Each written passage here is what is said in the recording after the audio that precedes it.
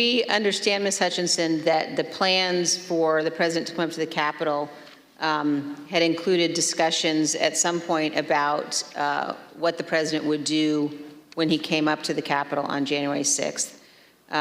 Let's look at a clip of one of your interviews discussing that issue with the committee. When you were talking about a scheduled movement, did anyone say what the president wanted to do when he got here? No. Not that I can specifically remember. I remember hearing a few different ideas discussed between Mark and Scott Perry, Mark and Rudy Giuliani. I don't know which conversations were elevated to the president. I don't know what he personally wanted to do when he went up to the Capitol that day. I know that there were discussions about him having another speech outside of the Capitol before going in. I know that there was a conversation about him going into the House chamber at one point. As we've all just heard, in the days leading up to January 6th, on the day of the speech, both before and during and after the rally speech, President Trump was pushing his staff to arrange for him to come up here to the Capitol during the electoral vote count. Let's turn now to what happened in the president's vehicle when the Secret Service told him he would not be going to the Capitol after his speech. First, here is the president's motorcade leaving the ellipse after his speech on January 6th.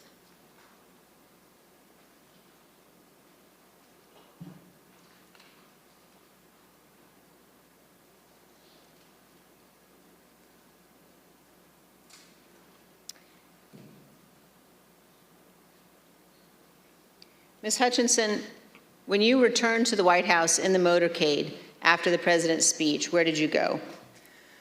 When I returned to the White House, I walked upstairs towards the Chief of Staff's office, and I noticed Mr. Ornato lingering outside of the office. And once we had made eye contact, he quickly waved me to go into his office, which was just across the hall from mine.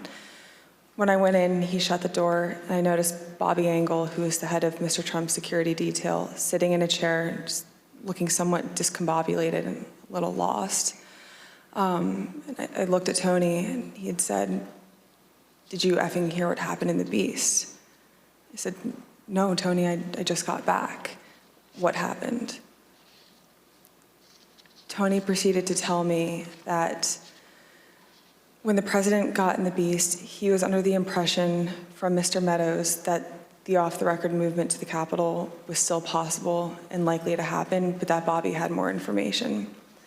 So once the president had gotten into the vehicle with Bobby, he thought that they were going up to the Capitol, and when Bobby had relayed to him, we don't have the assets to do it, it's not secure, we're going back to the West Wing, the president had a very angry response to that.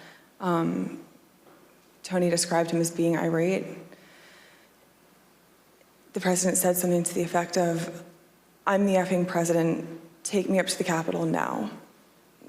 To which Bobby responded, "Sir, we have to go back to the West Wing." The president reached up towards the front of the vehicle to grab at the steering wheel.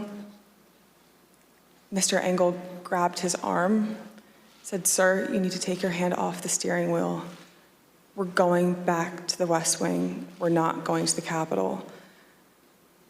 Mr. Trump then used his free hand to lunge towards Bobby Engel, and when Mr. Ornato had recounted this story to me, he had motioned towards his clavicles. And was Mr. Engel in the room as Mr. Ornato told you this story? He was. Did Mr. Engel correct or disagree with any part of the story from Mr. Ornato? Mr. Engel did not correct or disagree with any part of the story. Did Mr. Engel or Mr. Ornato ever after that tell you that what Mr. Ornato had just said was untrue?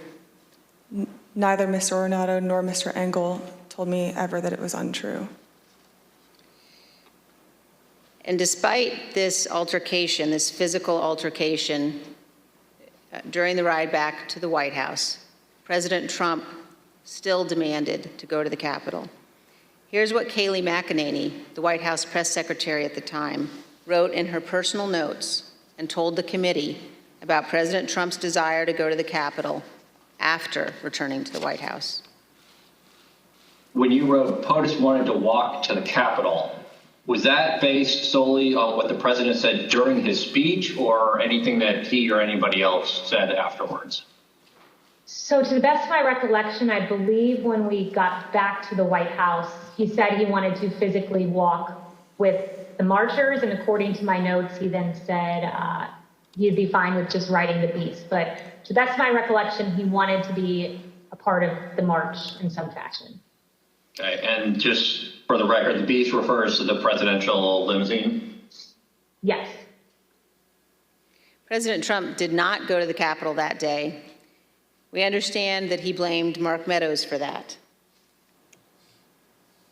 So prior to leaving the rally site, when he got off the stage and everybody was making the movement back to the motorcade, I had overheard Mr. Meadows say to him then, as I had prior to Mr. Trump taking the stage that morning, that he was still working on getting an off-the-record movement to the Capitol. So when Mr. Trump took the stage, he was under the impression via Mr. Meadows that it was still possible. So when he got off the stage, I had relayed to Mr. Meadows that I had another conversation with Tony. The movement was still not possible. Mr. Meadows said, okay. And then as they proceeded to go to the motorcade, and Mr. Meadows had reiterated, we're going to work on it, sir. Talk to Bobby. Bobby has more information.